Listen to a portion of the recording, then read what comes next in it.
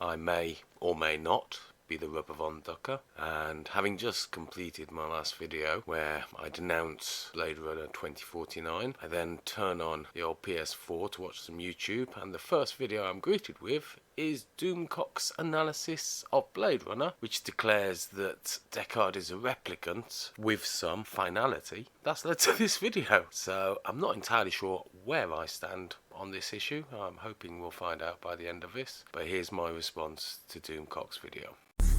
Let's start out with the strongest piece of evidence in Blade Runner, the Unicorn Dream. It is established early on in Blade Runner that the latest model replicants created by the Tyrell Corporation are provided with false memories. Sorry, Doomy old pal. If I can call you Doomy, I don't really want to call you Mr. Cock. Or do I? No, I don't. Yeah, you're wrong. Only Rachel has implanted memories. This is explicitly said straight after Decker has voice comped Rachel by Tyrell himself. He states that she is an experiment to see if memories can effectively make them more controllable, which is why Tyrell is so interested in watching her being tested to see if they have been successful. Now, Doomcock does go on for about another minute discussing this situation, but I'm going to jump a little bit forward to this bit. It is established in this scene that replicants have false memories implanted in their minds, and that these false memories are available for anyone to view that has access to their files. Again, this is only true of Rachel.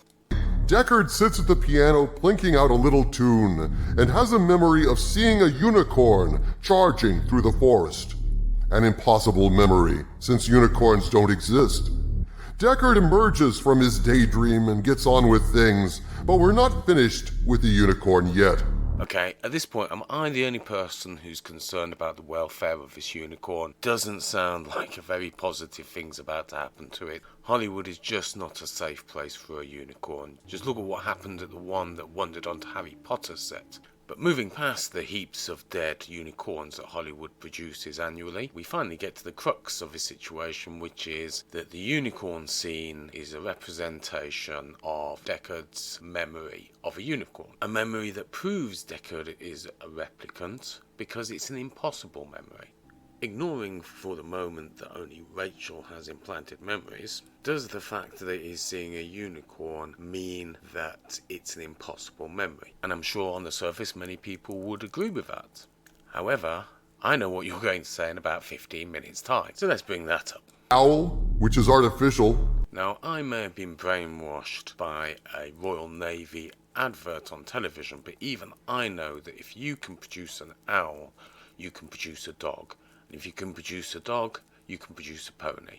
And if you can produce a dog and a pony, you can produce a dog pony. And if you can produce a dog pony, you can probably produce a horse. And if you can produce a horse, you can produce a rhino. And if you can get those two animals to keep fucking like there's no tomorrow, eventually get a unicorn. Or alternatively, you just make a unicorn. This image of a unicorn is not impossible if you are able to make replicant animals. And you can make any animals. Hell, why stop at a unicorn? Why not a griffin? Why not a dragon? Put them all together in a theme park? There you go. And that's originally how I thought of this, until I explained my idea to someone and they pointed out it was mental, because it would be easier just to have the unicorn as a pet. But either way, I think we can all agree that it is possible to have unicorns created in this world. And heck, there probably would be a theme park full of Harry Potter creatures, right next to the Jurassic Park. And guess who goes there? The rich. And this is why it possibly can't be Deckard's dream. He's not someone that appears to come from wealth, and you'd have to have extreme wealth for any of these options. Which implies that it's Rachel's memory, or to be more accurate, Tyrell's niece's memory that has been implanted in Rachel. So the simple answer is that Tyrell's niece had a pet unicorn in their back garden, which was probably a ranch, probably several ranches, possibly a state. We just don't know how rich the Tyrell Corporation is. Now, why is that image in Decker's mind? Well, there's a couple of possibilities. One, they have a device where you can actually view the memories, in which case it would just be a copy of the original. Or that he has actually dreamed it. It's not impossible for him to dream something that's impossible, or even possible to someone else. It may be that he read about the memories in a file, and one of them is a memory of a unicorn, and that led to him dreaming about a unicorn. Heck, I had a dream recently about an ex-girlfriend I haven't seen for 2 decades, and had rather an interesting conversation with them, which really did represent who they were. How did my mind do that? A unicorn is just as easy. But then obviously we have the issue of an outside observer. Final moments of Blade Runner, the police detective Gaff tells Deckard, "It's too bad she won't live. But then again, who does?" Deckard realizes that Gaff is on to Rachel, who is on the run for being an escaped replicant and who has been hidden in Deckard's apartment. Deckard hurries home, only to find that Gaff has been there. And not only that, Gaff let Rachel live, and he left Deckard a message in the form of an origami unicorn. The implication here is clear. Gaff has seen Deckard's file and knows about the implanted unicorn memory and knows that Deckard is a replicant. Or, and just hear me out here, that Gaff has been assigned to deal with Rachel because there are doubts on whether Decker will retire her. In fact, given the open hostility that Gaff has shown towards Decker, if he was given the job of killing Decker, Decker would be dead. Also, as you've said, he mentions that it's a shame that she won't live, but then again, who does? Well, that implies he's seen her inception date. So he's been in the file, and the only way you get the file is if you're given the job of retirement. So he has seen Rachel's file, which implies it's Rachel that he's been sent to kill, and thus it is Rachel's memory. And of course, he's just come back from Deckard's apartment, so if he wanted to kill Deckard didn't know where he was, but he went to the apartment because there was no one protecting Rachel. Moving on. Now what about the unicorn?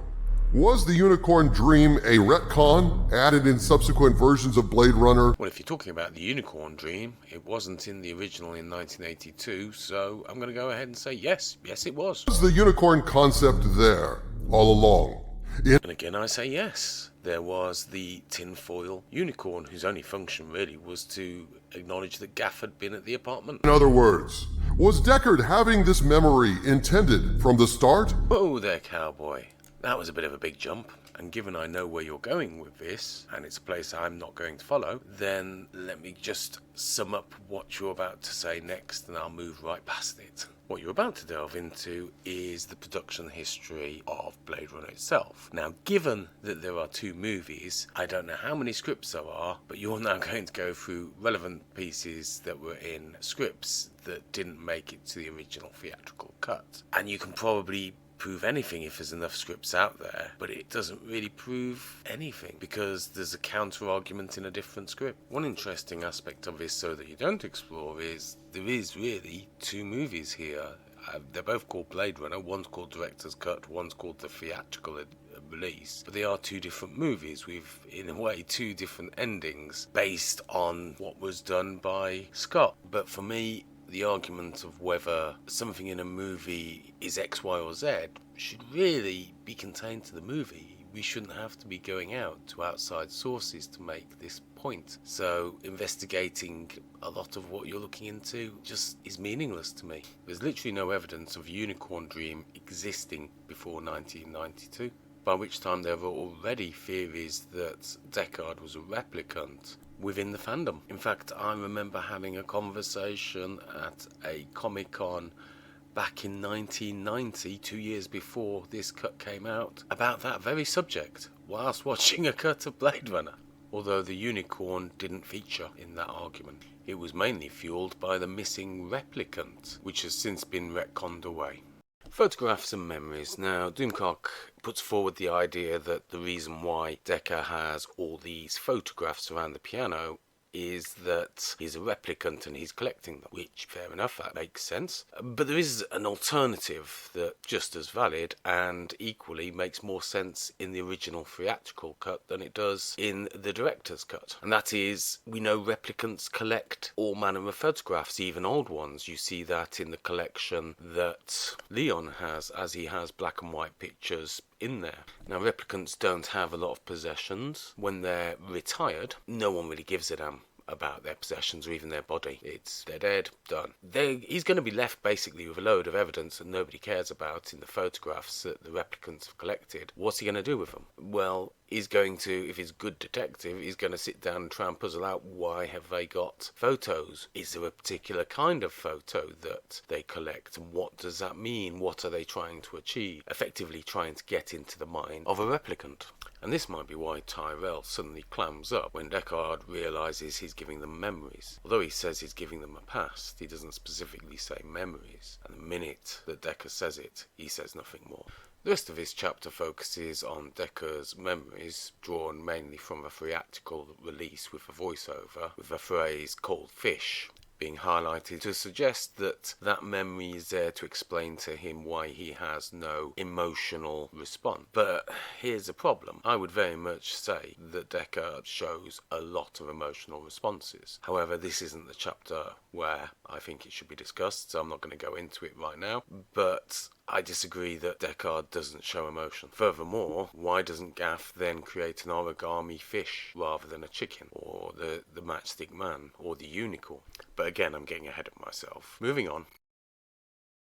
Oh, for duck's sake. The 1981 draft script. Now, as I've already said, I'm not really going to get into arguments about scripts. To further clarify the situation, let's take the example of Superman Lives. If they bring out a Superman Lives movie tomorrow, based on a new interpretation, are we then going to be going back and looking at the script for the Tim Burton version and saying, well, actually, in that? Or are we going to be going back to a Kevin Smith comic book, let alone his script, an actual comic book is written? So relying on scripts is just a hop, skip and a jump away from discussing fan fiction. So I'm not even getting into the script. However, there is something interesting in this chapter which I will highlight. Now, some of you may be thinking I'm going to highlight that the script writer and Harrison Ford support the idea of Deckard being human. To be honest, I generally agree with Doomcock on this, that what they think is kind of immaterial. Even in the case of Harrison Ford, the example I'd give there is Luke Skywalker in Star Wars Empire Strikes Back. Did he know that Luke was his father as he acted through? No. He didn't find out till the last minute, and again, the same can be done with any actor. So, to a degree, it's more interesting than what the scriptwriter's saying, because it is a performance that's contributing to the overall art. But realistically, it depends very much on the direction of the director and what they're trying to show and how much they're told. Now, the section I want to discuss is this one. Quite simply, decades of film theory that started in Cahiers du Cinéma, the film journal started by Francois Truffaut, have established quite firmly that the director of a film is considered to be its author. That's why Raiders of the Lost Ark is a Steven Spielberg film, not a Lawrence Kasdan film. And Blade Runner is a Ridley Scott film, not a Hampton Fancher, David Peoples film. It is the director who has ultimate artistic say over a film. Interesting, and on the face of it, it makes sense. However, what if we pick some other films? So, for instance, the Fantastic Four movie. That's a Josh Trank production. Justice League has been done by Joss Whedon. Artificial Intelligence, a Steven Spielberg film, or was that a Stanley Kubrick? Do you think David Fincher gave us his perfect or even close interpretation of his Alien 3 movie after his budget was cut? And by this very argument, Rian Johnson is solely responsible for The Last Jedi. Kathleen Kennedy takes no blame at all. Not her fault, not her vision. It is, after all, as you say. It is the director who has ultimate artistic say over a film. And in fact, at about the 3-minute 50-second mark in this video, you've also told us that Scott was fired from the movie and only stayed on once he refused to leave. Which, may I say, I understand completely. You've got bills to pay, you gotta stay. But once he decided to stay, was he still following his own vision? Or was he fulfilling the vision of the producers? The fact that we have his own director's cut and final cut seems to suggest not. And this would be a good place to have a look at Ridley Scott's position when he made the decision for the director's cut in 1990. In his personal life, it just been through a divorce from his second wife. And on a professional front, he had released Black Rain the previous year in 1989, which was his first profitable movie since Alien, which made 134 million on 30 million budget. And as someone who watched it at the time of release in cinemas, I can tell you it was sold very heavily on the resurgence of Blade Runner at that time, being somewhat of a cult classic among the youth market. It was very heavily sold as a Blade Runner type movie, which it clearly wasn't. And of that box office, something like 45 million was domestically, which means Ghostbusters 2 took almost 3 times that domestically. So it wasn't a great hit, it wasn't the win that he needed. And to be fair, that was due, I suspect, mainly to the script, because the script was not great. His reputation in Hollywood is struggling. Obviously in Hollywood, if your movies don't make money, generally they don't want to know. At the same time, he's looking at the Steven Spielbergs and the George Lucases, seeing that they're getting their own production companies going. He himself has had to work a hell of a lot to get to where he is, starting off in British TV. Here he has an opportunity to release a VHS version of Blade Runner, which presumably he will get some revenue for royalties or whatever deal that's been done. So there is a financial incentive to put forward a different narrative than what has gone before to deliver financial gain. Now, it doesn't mean he necessarily changed his mind or did anything unusual, but it does raise questions to the fact that there is a financial gain for him to put forward the notion of replicants.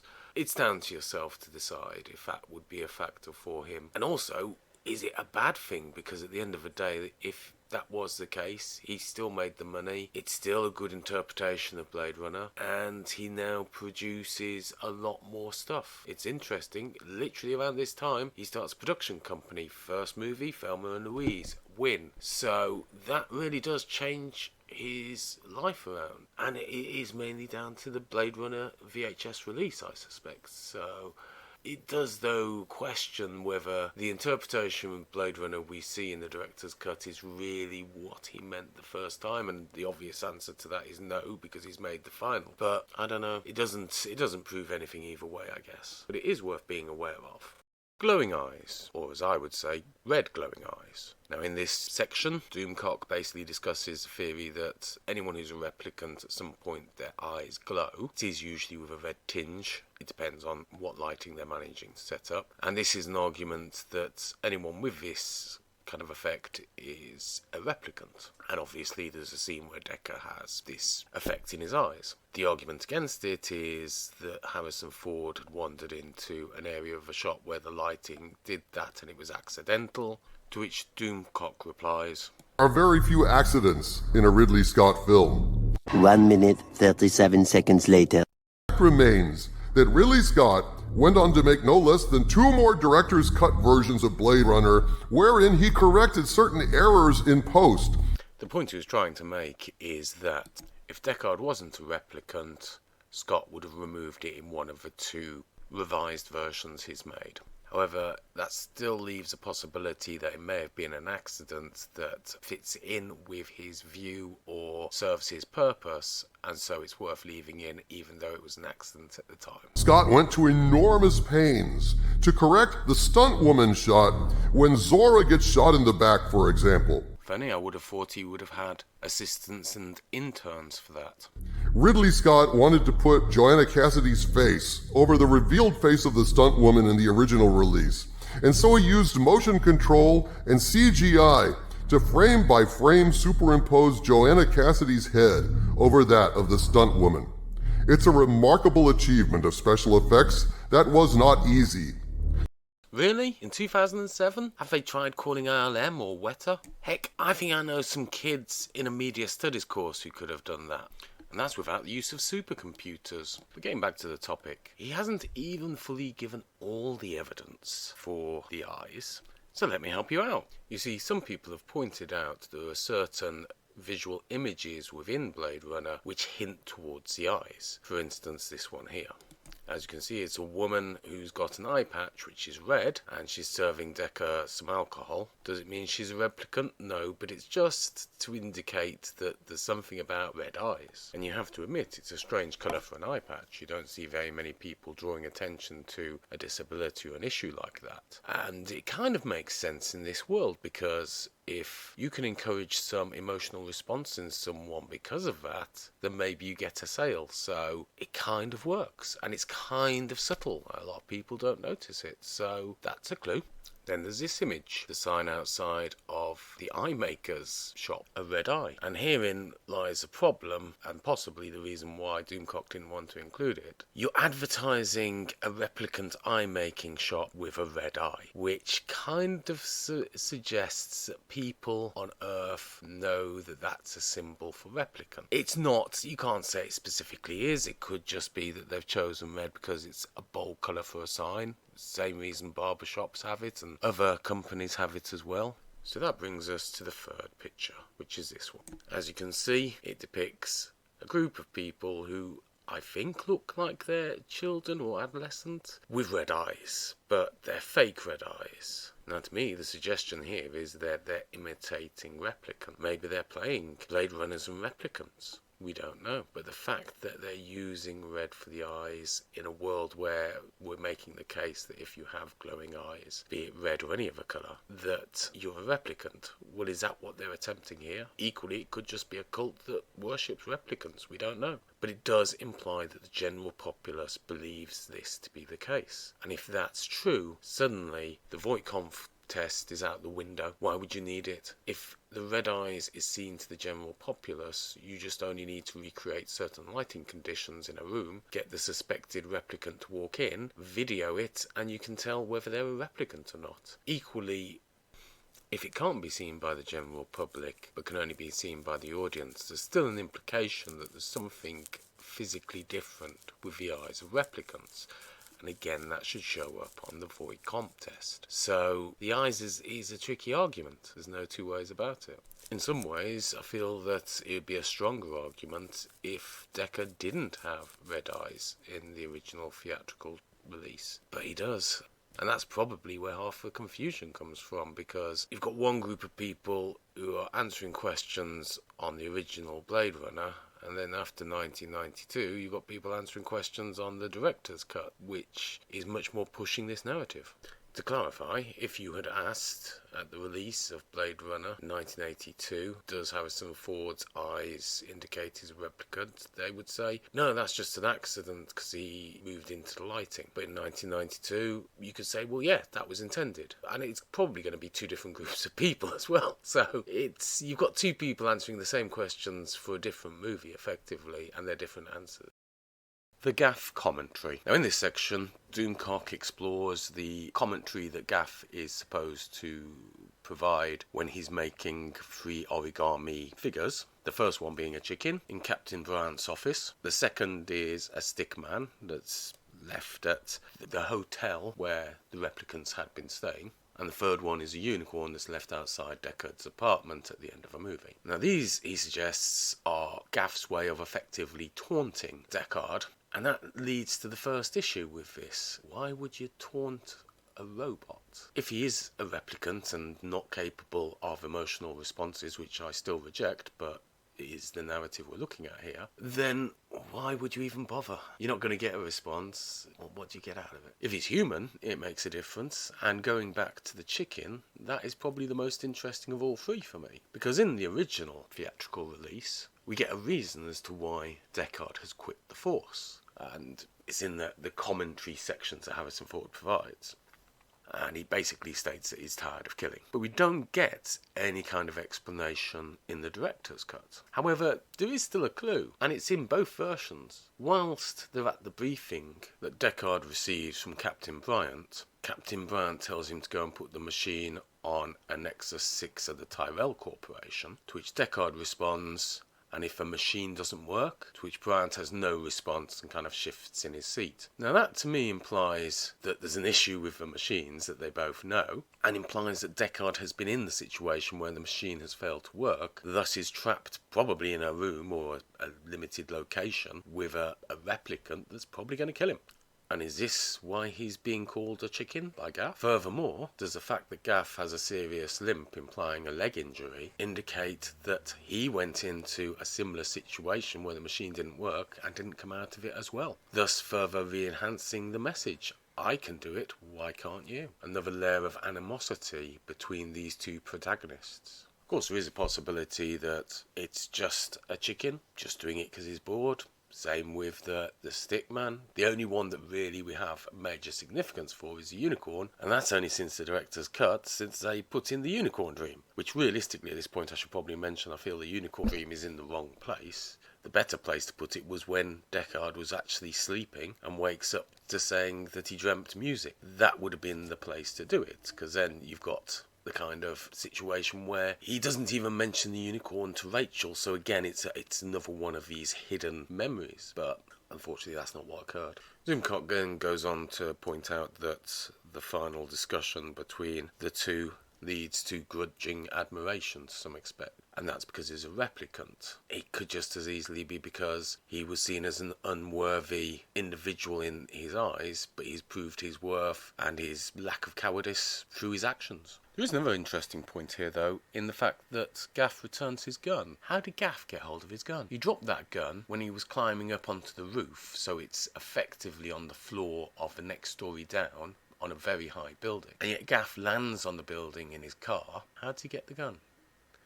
Has he actually been following Deckard? Is that kind of a strategy here, that if we put a Blade Runner out on the streets, if we have another one in the background, when they're attacked by replicants, we can take them out? Arguments against Deckard being a replicant. Well, I'm not actually going to cover this one here. I'm going to skip over it for a number of reasons. I would, however, point out that this is about an 8 to 10 minute long section, where Doomcock spends roughly about 1 to 2 minutes actually discussing the subject, and the rest of the time putting forth his own ideas. So it doesn't really do what's said on the tin. But I will do this in a separate video because Doomcock did say that he's never seen a video that articulates this well. Now, I may not have the mental capacity to do such a thing, but neither did Disney when they made the Star Wars movies, so hey, that's just the world we live in now. So give it a shot, we'll see what happens. Moving on to the next one. Criminal or innocent, the love scene.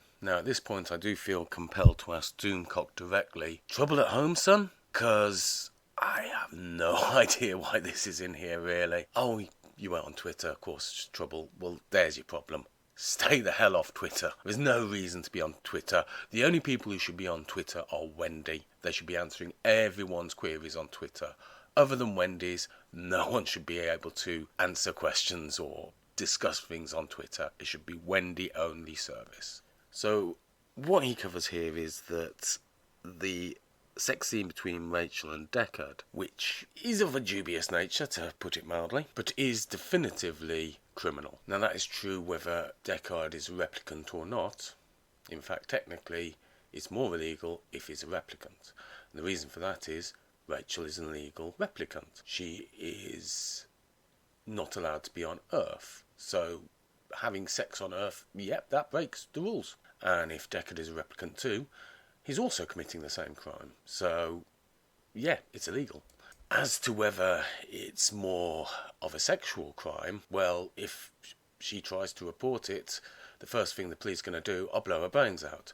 They may then question her afterwards, but I wouldn't expect anything to come from the investigation. Now, Doomcock suggests that he's happier with a situation where Deckard is a replicant here. I guess if it makes you feel better, okay, but I don't really see that it makes a difference. And the argument is because he's never had sexual experience, that he's overexcited or...